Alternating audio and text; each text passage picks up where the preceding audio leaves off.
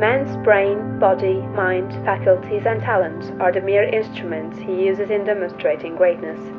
In themselves, they do not make him great. A man may have a large brain and a good mind, strong faculties and brilliant talents, yet he is not a great man unless he uses all these in a great way. That quality which enables man to use his abilities in a great way makes him great, and to that quality we give the name of wisdom. Wisdom is the essential basis of greatness. Wisdom is the power to perceive the best ends to aim at, and the best means for reaching those ends. It is the power to perceive the right thing to do. The man who is wise enough to know the right thing to do, who is good enough to wish to do only the right thing, and who is able and strong enough to do the right thing, is a truly great man. He will instantly become marked as a personality of power in any community, and man will delight to do him honor. Wisdom is dependent upon knowledge. Where there is complete ignorance, there can be no wisdom, no knowledge of the right thing to do. Man's knowledge is comparatively limited, and so his wisdom must be small, unless he can connect his mind with knowledge greater than his own, and draw from it, by inspiration, the wisdom that his own limitations deny him. This he can do. This is what the really great men and women have done. Man's knowledge is limited and uncertain. Therefore he cannot have wisdom in himself. Only God knows all truth.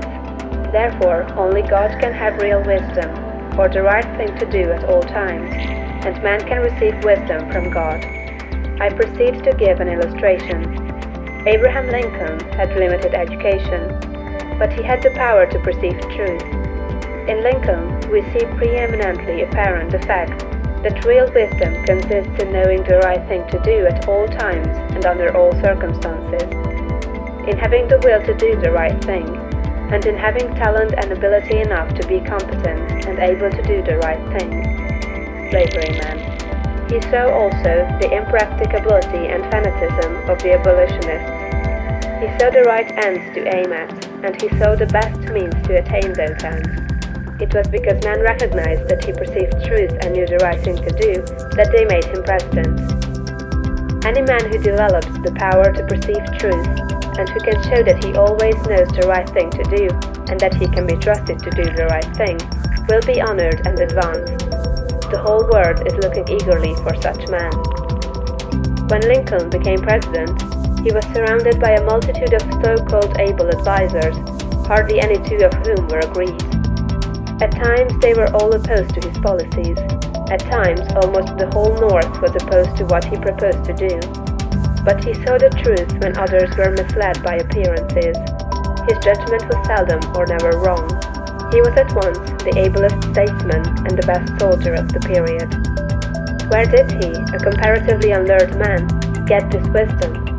It was not due to some peculiar formation of his skull, or to some fineness of texture of his brain. It was not due to sound physical characteristics. It was not even a quality of mind due to superior reasoning power. Processes of reason do not often reach knowledge of truth. It was due to a spiritual insight. He perceived truth, but where did he perceive it, and whence did the perception come? We see something similar in Washington, whose faith and courage, due to his perception of truth, held the colonies together during the long and often apparently hopeless struggle of the Revolution. We see something of the same thing in the phenomenal genius of Napoleon, who always knew, in military matters, the best means to adopt. We see that the greatness of Napoleon was in nature rather than in Napoleon, and we discover back of Washington and Lincoln something greater than either Washington or Lincoln. We see the same thing in all great men and women. They perceive truth, but truth cannot be perceived until it exists, and there can be no truth until there is a mind to perceive it. Truth does not exist apart from mind. Washington and Lincoln were in touch and communication with a mind that knew all knowledge and contained all truth. The same is true for all who manifest wisdom. Wisdom is obtained by reading.